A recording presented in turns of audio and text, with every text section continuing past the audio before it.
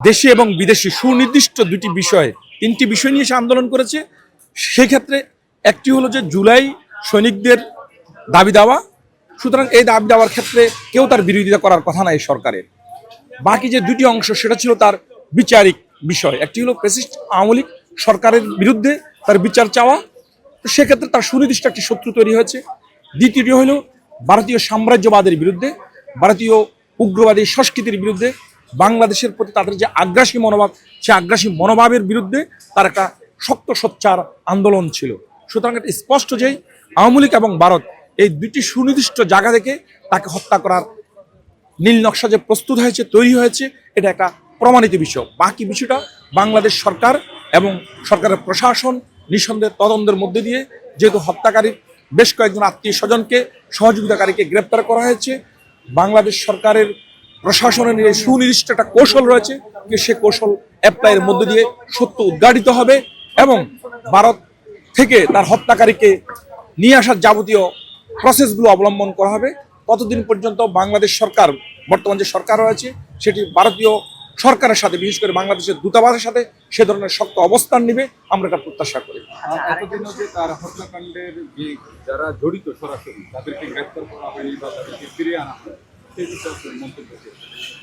না, শরীফ ওসমান হাদিকে হত্যার উদ্দেশ্যে যে গুলি করা হয়েছে সেটা আজ থেকে 8 দিন আগে, 9 দিন আগে, আর তার তো নিহত সংবাদ হয়েছে 2 দিন। তার এই হত্যাকাণ্ডের সাথে যারা জড়িত এদের অধিকাংশকেই কিন্তু গ্রেপ্তার করা হয়েছে। মূল শুটার যিনি, তাকে এখন পর্যন্ত গ্রেপ্তার করা সম্ভব হয়নি, কারণ আমাদের সরকারের প্রশাসন থেকে বা বিভিন্ন জায়গা থেকে, বিভিন্ন সংবাদ মিডিয়াতে বলা হয়েছে যে সে ভারতে পালিয়ে গিয়েছে।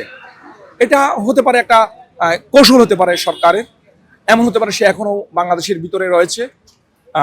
এটা কৌশল অবলম্বনের জন্য, হয়তো তাকে ধরার জন্য টেকনিক বা প্রযুক্তিগত বিষয় রয়েছে।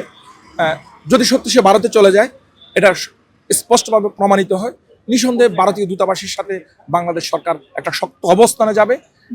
যতক্ষণ পর্যন্ত তাকে না আনা যাবে, প্রয়োজনীয় ভারত সরকারের সাথে বাংলাদেশ সরকার কূটনৈতিক অবস্থা বন্ধ রাখবে। ভারত তো এমনিতে আমাদের সাথে অর্ধেক কূটনৈতিক সম্পর্ক বন্ধ রেখেছে, কারণ আমাদের বাংলাদেশে কোনো টুরিস্টকে ভারতে যেতে দেয় না। ওদেরকে যেতে দেয় যাদেরকে যেতে দিলে তাদের অর্থনৈতিক উন্নতি হবে, অর্থাৎ আমাদের দেশের যারা রুগী তাদেরকে ভিসা দেয়।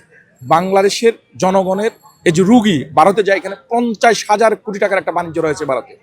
যদি টুরিস্টদেরকে না যেতে দেয়, আমরা বলবো বাংলাদেশ সরকার একটা আইন পাশ করবে, কেউ চিকিৎসা বিষয় যাতে ভারতে না যায়, অর্থাৎ আমার এই 50,000 কোটি টাকা বাংলাদেশে যাতে থেকে যায়, তাহলে এই টাকা দিয়ে বাংলাদেশের চিকিৎসা ব্যবস্থা অনেক উন্নত করা সম্ভব হবে। 1, 2 হলো ওসমান হাদির বিষয়ে আমরা অতীতে দেখেছি বাংলাদেশ সরকারের অনেক হত্যাকারীর আসামিদেরকে বাংলাদেশে নিয়ে আসা সম্ভব হয়েছে। সুতরাং আন্তর্জাতিক যে চুক্তিগুলো রয়েছে, যেহেতু ভারতের সাথে বাংলাদেশে একটি চুক্তি রয়েছে অপরাধীদেরকে হস্তান্তর করার, সেই আইনগত ব্যবস্থাকে প্রয়োগ করে নিঃসন্দেহে হাদির হত্যাকারীকে ভারত থেকে বাংলাদেশে নিয়ে আসা সম্ভব হবে ইনশাআল্লাহ।